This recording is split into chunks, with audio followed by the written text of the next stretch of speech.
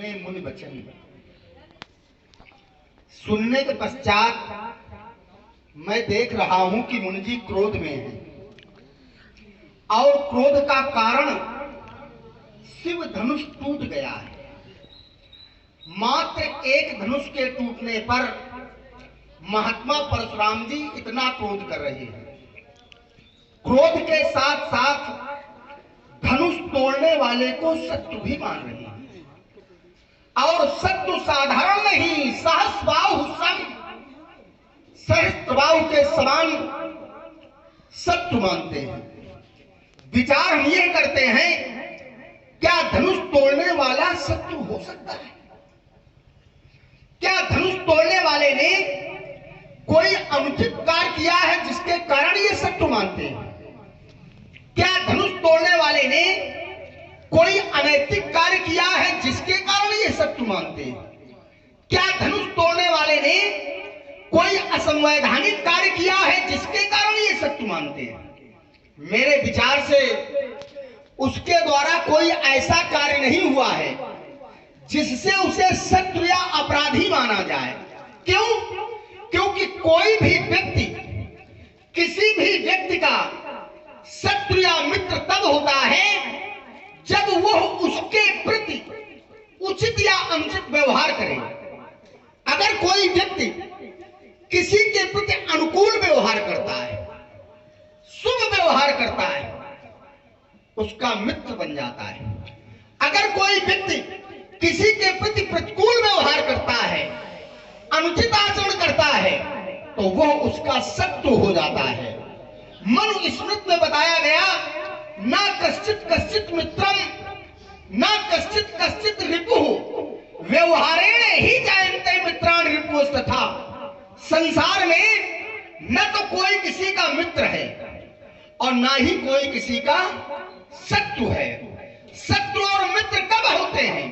व्यवहारेण ही जायन्ते, व्यवहार से ही उत्पन्न होते हैं। कौन? मित्राणि रिपुवस्तथा, मित्र और शत्रु। प्रश्न यह खड़ा हुआ है कि धनुष तोड़ने वाले ने जो धनुष का खंडन किया है, ये कार्य उचित है कि अनुचित है, जिसके कारण महात्मा परशुराम जी उसे शत्रु मानते हैं? जहां तक मैंने जाना है, जो कर्म महापुरुषों की सम्मत से होते हैं, जो कर्म महापुरुषों की सहमत से होते हैं, जो कर्म महापुरुषों की अनुमति से होते हैं, ऐसे किए गए कर्मों में कोई दोष नहीं होता है। ये मैं नहीं कह रहा हूं, ये ब्रह्मवाणी कहती है। ब्रह्मण्ड आधाय कर्माणि संगम त्यक्त्वा करोति या नहीं तेन पापेन लिप्यते। वो पाप में लिप्त नहीं होते हैं, वो दोषी नहीं माने जाते हैं, वो अपराधी नहीं कहे जा सकते हैं। किस प्रकार से? जैसे पद्म पत्रम इव अम्बसः, जैसे कमल का पत्ता जल में रहते हुए भी जल में लिप्त नहीं होता है, ठीक उसी प्रकार से धनुष तोड़ने वाले ने धनुष का खंडन तो किया, लेकिन निज इच्छा से नहीं किया। निज इच्छा से अगर कोई व्यक्ति कर्म करे, हो सकता है वो दूसरों की दृष्टि में अनुचित हो, लेकिन अगर महापुरुषों की अनुमति से कर्म करे तो फिर महापुरुषों का निर्णय अनिर्णित नहीं होता है, अनुचित नहीं होता है, अनैतिक नहीं होता है। और धनुष तोड़ने वाले ने स्वेच्छा से नहीं, गुरु की आज्ञा से धनुष का खंडन किया है, इसलिए यह अनुचित हो नहीं सकता। और जब अनुचित हो नहीं सकता तो अपराध युक्त कार्य हो नहीं सकता। जब अपराध युक्त कार्य नहीं हो सकता तो फिर शत्रुतापूर्ण कार्य नहीं होगा, तो फिर वो शत्रु नहीं होगा। तभी तो दो चाप खंड महिदारे देख लोग सब भय सुखारे। इसीलिए सब सुखी है। केवल आप महात्मा जी हमें ऐसे दिखाई दे रहे हैं कि क्रोध कर रहे हैं। महात्मा जी के सामने एक समस्या भी है। समस्या क्या है कि ये धनुष तोड़ने वाले को ढूंढ रहे हैं। प्रयास भी है और प्रयास हर व्यक्ति को करना चाहिए। प्रयास करने में किसी को कहीं से भी कोई कमी नहीं रखना चाहिए। प्रयास महात्मा जी कर रहे हैं। राजा जनक से भी पूछा, कहु जड़ जनक धनुष कै दोरा, ऐ जड़ जनक ये धनुष किसने इन्हें दिखाया जाए। कहने का तात्पर्य पहले तो बताया जाए, बाद में दिखाया जाए। बताया क्या जाए? बताया जाए नाम। दिखाया क्या जाए? दिखाया जाए रूप। क्योंकि नाम बताया जाता है और रूप दिखाया जाता है। जहां तक मैंने जाना है महात्मा जी, जानने के संसार में अनेक प्रकार हैं। जाने कैसे कैसे लोग जान लेते हैं। 5 प्रकार प्रमुख रूप से जो तात्विक दृष्टि से वो पहले मैं बता रहा हूं। सबसे पहले प्राणी तो नेत्रों से देख करके जान लेता है। उसके बाद कानों से सुन करके जान लेता है। जैसे इन्होंने भी कुछ जाना। क्या जाना? धनुष टूटने की ध्वनि सुनी और जाना कि धनुष टूट गया। कहीं अवसर सुन शिव धनु भंगा, आयो भृगुकुल कमल पतंगा। कुछ लोग ऐसे भी होते हैं संसार में जो नासिका से सूंघ करके जान लेते हैं, और कुछ लोग ऐसे भी होते हैं जो जिह्वा से चख करके जान लेते हैं कि इसका स्वाद कैसा है। कुछ ऐसे भी लोग होते हैं जो त्वचा से स्पर्श करके जान लेते हैं। यही 5 ज्ञानेंद्रियां हैं। नेत्र, श्रवण, नासिका, जिह्वा और त्वचा। 5 ज्ञानेंद्रियों से जाना जा सकता है या जान लिया जाता है। कुछ लोग ऐसे होते हैं जो सत्संग से जान लेते हैं। आप लोग सत्संग प्राप्त करने के लिए आए, जानने का ही तो प्रयास कर रहे हैं। जान लिया जाता है। सो जानब सत्संग प्रभाव। अब ज्यादा बढ़ा के न कहते हुए कुछ ऐसे भी होते हैं जो पूछ करके जानते हैं। और महात्मा जी ने भी पूछा है। इनके पूछने में हमें कोई कष्ट नहीं कि ये क्यों पूछ रहे हैं। बस कष्ट मुझे ये है कि इनके पूछने का जो प्रकार है, जो ढंग है, वो हमें अच्छा नहीं लग रहा है। क्यों? क्योंकि संसार में जब कोई व्यक्ति किसी से कुछ पूछे, संसार में जब कोई व्यक्ति किसी से कुछ जानने का प्रयास करे, तो क्या ऐंठ के पूछे? क्या क्रोध करके पूछे? क्या हमें बताओ जरा, अरे दूर से तुम हमें बताओ, इसे कोई बता देगा क्या? ये विचारणीय विषय है। और महात्मा जी कैसे पूछ रहे हैं? साधारण वाणी में नहीं पूछ रहे हैं, सहजता में नहीं पूछ रहे हैं, सरलता में नहीं पूछ रहे हैं, अदृश्य बोले और फिर वचन कठोर वाणी में। और कैसे संबोधन देखिए, कौ जन जनक। ये पढ़े लिखे लोगों की भाषा है क्या? ये विद्वानों की भाषा है क्या? ये मनीषियों की भाषा है क्या? ये तत्वदर्शियों की भाषा है क्या? अब चाहते हैं उत्तर मिल जाए, तो उत्तर कैसे मिल जाए? इसीलिए उत्तर नहीं मिला। अतिधर उतर देश ले। तो ब्रह्मवाणी कहती है कि अगर किसी से कुछ पूछा जाए तो कैसे पूछा जाए? तद्वित प्रणिपातेन। सबसे पहले विनम्र हो जाए। और जब विनम्रता आ जाएगी और किसी से कुछ पूछोगे तो जो जानकार हैं, जो ज्ञानी हैं, जो विद्वान हैं, जो पंडित हैं, जो तत्ववेत्ता हैं, वो आपको उसका उत्तर या उस समस्या का समाधान जरूर करेंगे। तद्वित प्रणिपातेन तब परिप्रश्नेन। तब दूसरे से प्रश्न करो तो परिणाम क्या होगा? उपदेक्षित ते ज्ञानम। ते माने वे, ज्ञानम माने ज्ञान का अर्थात जानकारी, उपदेक्षित माने उपदेश करेंगे। वे आपको ज्ञान का उपदेश करेंगे अर्थात जानकारी दे देंगे। कौन?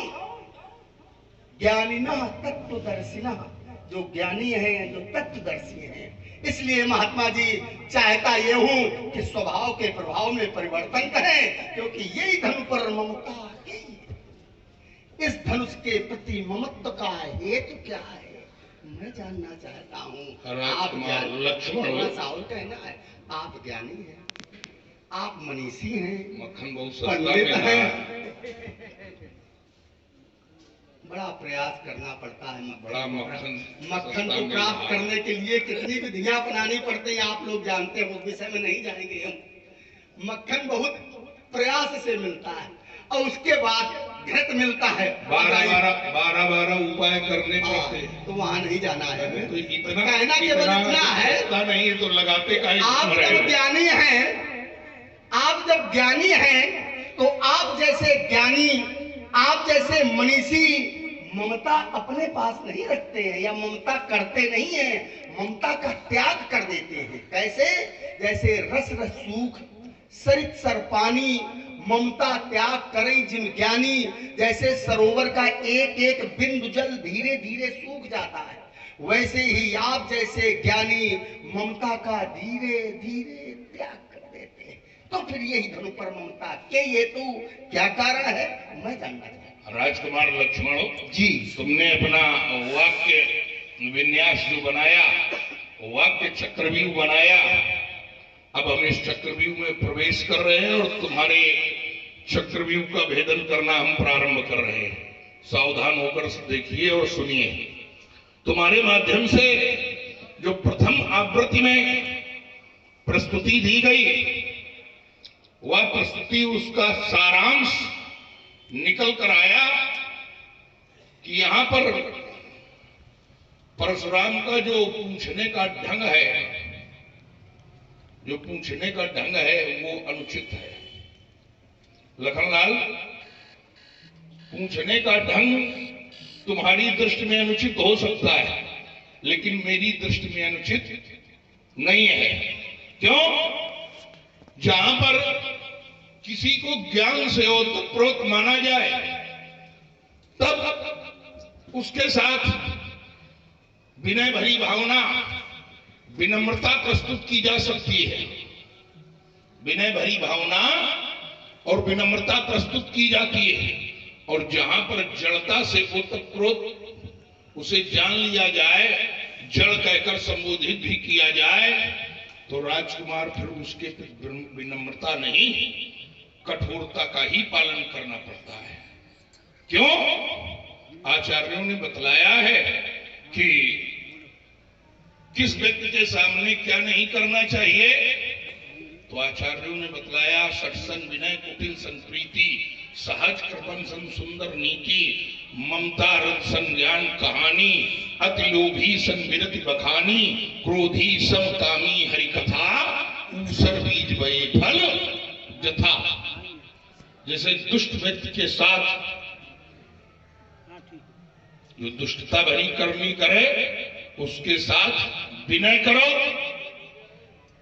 तो सर्वथा अनुचित। और राजा जनक का जो ये धनुर्भंग का पन रहा, ये कोई साधुता से ओतप्रोत नहीं रहा।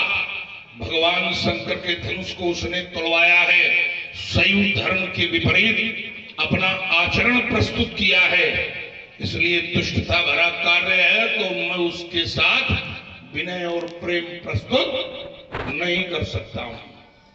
सत्संग विनय कुटिल संप्रीति, जो धूर्त व्यक्ति हो उसके साथ कभी मित्रता नहीं करनी चाहिए। मित्रता जब करेंगे तब आपको धोखा ही मिलेगा।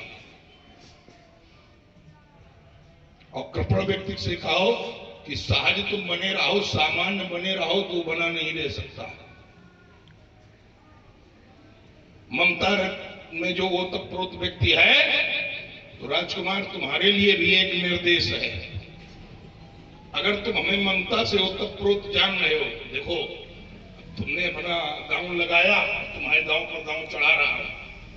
अगर तुम ममता से ओतप्रोत जान रहे हो, तो फिर तुम्हें ये ज्ञान की कहानी हमारे सामने नहीं कहनी चाहिए। क्योंकि ऊसर बीज बये फल जथा, पहले आपको वो व्यवहार मेरे साथ करना चाहिए जिससे हमारी ममता का समापन हो। क्योंकि आपकी दृष्टि में हमारे भीतर ममता है, आपने ही स्वीकार किया, तो आप वो काम करिए जिससे हमारी ममता दूर हो। ज्ञान की कहानी हमारे सामने मत पढ़िए, ठीक? क्योंकि हमने नियम सिद्धांतों को जाना है। तुमने एक बात और कही थी, महाराज मन का आश्रय लेकर कि व्यवहारेण ही जायन्ते मित्राण विपुस्त था, व्यवहार के माध्यम से ही शत्रु और मित्र जाने जाते हैं। ये एक सिद्धांत हर जगह नहीं लगेगा। अब जैसे संतों की परंपरा में देखा जाए, संत ऋषि मुनि, तो क्या उनके प्रति किए गए व्यवहार से वो कष्टित होते हैं? उनके प्रति आप अगर अनुचित व्यवहार करें तो वो अनुचित नहीं मानेंगे, और लेकिन वहीं अगर दूसरे के प्रति अनुचित व्यवहार हो रहा है तो फिर संत जन आपका विरोध प्रस्तुत कर देंगे।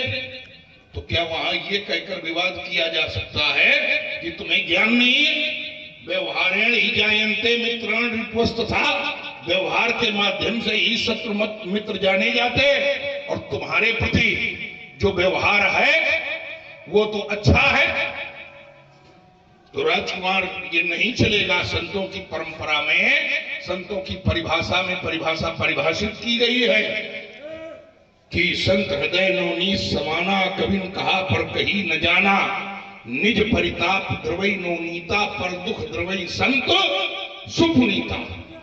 तो जो तुम्हारा सिद्धांत बना व्यवहारेण ही जायन्ते, वो यहां नहीं लगेगा। क्यों? संतों के लिए तो स्पष्ट है, बंदों संत समान चित, हित अनहित नहीं कोय, अंजलगत शुभ सुमन जिमी, सम सुगंध कर दोय।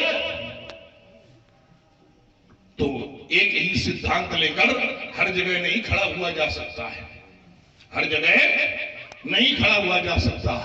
तुमने कहा कि यहां पर जो धनुष तोड़ने वाले की व्यवस्था है, वो व्यवस्था दो चाप खंड महिडारे, देख लोग सब भये सुखारे।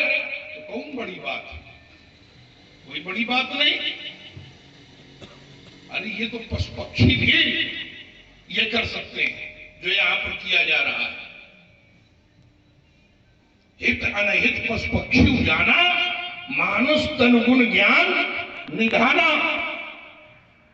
अपने हित को, जो हितु होता है, पशु पक्षी भी अपने हितु को भली भांति पहचानते हैं, और वो कोई भी उपक्रम प्रस्तुत करता है तो वो पशु पक्षी भी अपना हित देखकर सुखी और दुखी हुआ करते हैं।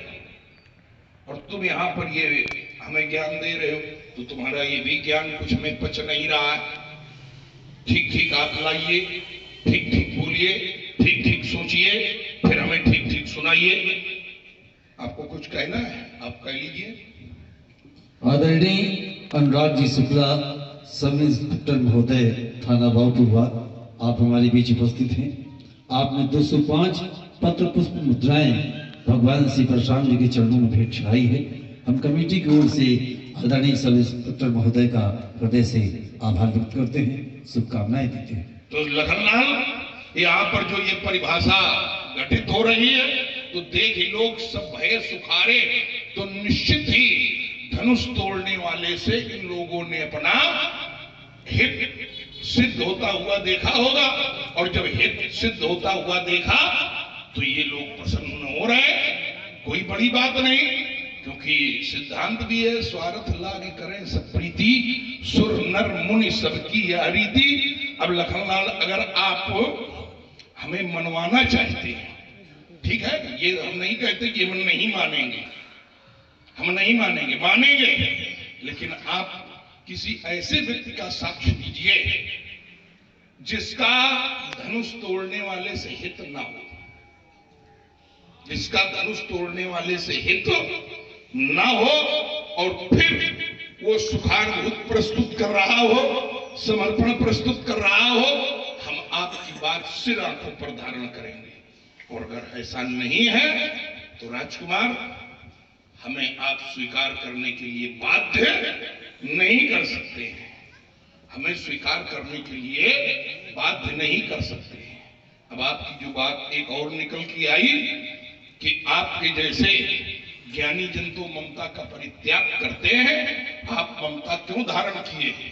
तो पहले तो अगर आपको ममता दिखाई दे रही तो ज्ञान की प्रस्तुति देना बंद, वो काम करो, ठीक है? नहीं नहीं, इसको हम बताए देते हैं, इसको ध्यान रखना विशेष। ये जब तक हम बंद होंगे तब तक कम से कम 3 बार तो बता ही देंगे, कम से कम, क्योंकि तुमने 3 बार प्रयोग किया था ममता ममता ममता, तो 3 बार तो बता ही देंगे। अब विचार करते हैं ममता कब, कहां, कैसे होती है, कब, कहां, कैसे। तो ममता वही होती है जहां पर कुछ स्वार्थ जुड़ा होता है।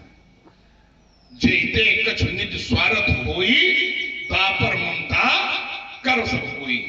और धनुष से वर्तमान में हमारा कोई स्वार्थ है नहीं, और जब वर्तमान में हमारा कोई स्वार्थ है नहीं तो ममता का कोई औचित्य नहीं, इसलिए तुम्हारे वाक्यों का कोई भी आधार नहीं।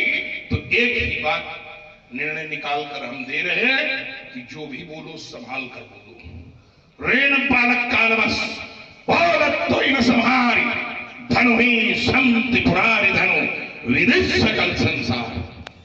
कोई व्यक्ति अगर किसी बालक से कहे कि तुम संभाल करके बोलो, ये वाक्य कितना उचित है, आप लोग केवल चिंतन करें। कोई ज्ञानी किसी बालक से कहे कि बालक तुम संभाल करके नहीं बोलते, ये वाक्य उचित कितना है।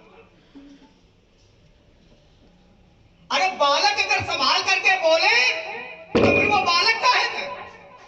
बालकों के लिए तो बताया गया बालक ज्ञान बुद्धि बलहीन।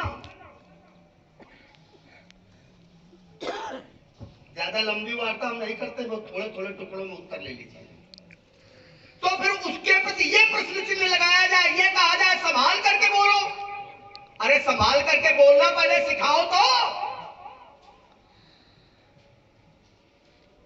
सबसे पहले मैंने आपको ज्ञानी माना है, और जब ज्ञानी माना है, विद्वान माना है, पंडित माना है, मनीषी माना है, तो विद्वानों की वाणी में कठोरता नहीं होती है। वो स्वयं संभाल करके बोलते हैं, विनम्र भाषा का प्रयोग करते हैं। करते हैं कि नहीं करते हैं? क्योंकि विद्या ददाति विनयम विनयात यात पात्रताम पात्रत्वात् धनम आपनोति। तो जब आप विद्यावान हैं, विद्वान हैं, ज्ञानी हैं, मनीषी हैं, पंडित हैं, तो आपकी वाणी में विनम्रता होनी चाहिए। तो हमसे कहते हो संभाल के बोलो। पर उपदेश कुशल बहु तेरे और जे आचरित नर न घनेरे। उपदेश सुनने में बहुत अच्छा लगता है, लेकिन उपदेश उसी का अच्छा लगता है जो स्वयं अपने जीवन में जीता हो। आजकल बड़े बड़े वाचक, बड़े बड़े वक्ता सुनते होगे प्राय, बहुत अच्छा अच्छा उपदेश करते हैं, लेकिन क्या निज जीवन में जीते हैं? ये विचार नहीं। महात्मा परशुराम जी कहते हैं लक्ष्मण, जब तुम हमें ज्ञानी मानते हो तो ममता की बात क्यों करते हो? बस यही तो समस्या है हमारे सामने, यही तो मैं विचार कर रहा हूं, इसीलिए कुछ करा रहा हूं, कह रहा हूं कि आप जब ज्ञानी हैं तो फिर ममता का कारण क्या है? जब आप ज्ञानी हैं तो फिर ममता का कारण क्या है? ममता नहीं करना चाहिए, राग नहीं होना चाहिए, विराग होना चाहिए। क्यों होना चाहिए? तो मनीषियों का निर्णय है। श्रीमद् भागवत महापुराण में बताया गया, देहेस्तिमांस रुधिरे अभिमतिम त्यजत्य। देह अस्ति मांस रुधिर से बना हुआ ये शरीर, अभिमतिम त्यजत्वम, इसको अपना मानना छोड़ दो। फिर आगे क्या बताया गया? जाया सुता सदा ममताम विमुंच। पत्नी, पुत्र, परिवार, बंधु बांधव, ये संसार में जो कुछ भी है, इसके प्रति ममता छोड़ दो। और आगे क्या बताया गया? पश्यामिसम जगत इदम क्षणभंग निष्ठम। पश्यामिसम, ये संसार में जो कुछ भी दिखाई दे रहा है सब नाशवान है, क्षणभंगुर है, नष्ट होने वाला है, कल्पित है। और जब ऐसा है तो इसके प्रति ममता नहीं करना है, तो करना क्या है? वैराग्य राग रसिको भव भक्ति निष्ठा। वैराग्य के राग के रसिक बनो, राग के रसिक न बनो। जब वैराग्य के रसिक बन जाओगे, वही भक्ति में निष्ठा होगी। महात्मा जी कहते हैं हमको क्यों ज्ञान का उपदेश? मैं आपको कैसे ज्ञान का उपदेश दे सकता हूं? मैं तो बालक हूं। आपका उपदेश मैं सुन सकता हूं, आपका उपदेश मैं ग्रहण कर सकता हूं, लेकिन आपका उपदेश भी तो ऐसा हो जो सार्वभौमिक हो, जो सबके लिए उचित हो। और आगे आइए, महात्मा परशुराम जी ने कहा लक्ष्मण, तुमने कह दिया कि धनुष तोड़ने वालों को ये शत्रु मान रहे हैं और शत्रु व्यवहार से होते हैं। आइए आदरणीय, तो कहते हैं एक ही नियम, कहते हैं एक ही नियम हर जगह नहीं लगता। तो पहले ये समझिए, एक एक बात का थोड़े थोड़े शब्दों में उत्तर लीजिए। नियम सार्वभौमिक होता है। नियम एक व्यक्ति के लिए नहीं बनाए जाते हैं कि मेरे लिए व्यक्ति का नियम बना दिया गया, ऐसा नहीं है। सिद्धांत अपना हो सकता है, लेकिन नियम सार्वभौमिक होते हैं। और जब नियम सार्वभौमिक है तो ये जो नियम है मनुस्मृति का कि व्यवहार है, तो ये सार्वभौमिक है सबके लिए। आपने संत की बात रख दी, यहां पर आप संत थोड़ी ना है, ना मैं आपको संत मान रहा हूं। संत के लक्षण होते हैं, संत का स्वभाव होता है। क्या होता है? खट विकार, काम क्रोध लोभ मोह मद मत्सर, इनको जीत ले। खट विकार जित, अनग अकामा, पाप रहित हो, अकामा कामना रहित हो। खट विकार जित अनग अकामा, अचल अकिंचन सुच सुख धामा। सत्य सार कवि कोविद जोगी, अमित बोध अनीह मित भोगी। ये संतों के लक्षण बताए। और मैं आपको क्या मान रहा हूं? सुनि मुनि वचन। इधर उधर की बात नहीं होगी, सीधी जुड़ी होगी बिल्कुल। एक एक शब्द पर केवल ध्यान देना। सुनि मुनि वचन, मैंने महात्मा परशुराम जी को संत नहीं माना है। क्या जाना है? मुनि जाना है। और मुनियों की परिभाषा क्या होती है? तो बताया गया, अंतर बहिष मननाथ, कुरुते कर्म नित्यतः, मौनी सस्वत बदेत काले सह मुच्यते। जो अंतर और बाह्य दृष्टि से मननशील हो, अपने कर्म में रत रहता हो, मौनी सस्वत सदैव मौन रहता हो, बदेत काले जो समय में बोलता हो, सह मुच्यते। इसकी दूसरी परिभाषा भी है, ब्रह्म वैवर्त पुराण में बताई गई। अरण्य वस्तु या माने जो अरण्य माने जंगल, वस्तु माने रहता हो, जो जंगल में रहता हो। ग्रामो भवति पृष्ठता, गांव की ओर जिसकी पीठ हो। ग्रामो अरण्य, या जो गांव को जंगल के समान समझे, सामुन उच्चते, वो भी मुनि होता है। तो आप में दोनों स्वभाव, दोनों स्थितियां हैं। इसलिए मैंने आपको मुनि गाना है, मुनि माना है, संत नहीं माना है। अगर मुनि माना है तो आपने भी एक अर्धाली पढ़ी थी कि यहाँ पर धनुष को देख करके जितने लोग सुखी हुए, देख लोग सब भय सुखारे, उनका कोई हित होगा उनसे। और एक अर्धाली पढ़ी थी कि स्वार्थ लाभ करें सब प्रीति, सुर नर मुनि। क्या ये अछूते हैं क्या? देखिए जोड़ दिया हूं। इधर बैठो बैठो, इधर बैठो बीच में। स्वार्थ लाभ, आपने कहा कोई स्वार्थ होगा जो इसके प्रति जो ऐसा कर रहे हैं, तो आप क्या छूते रह गए क्या?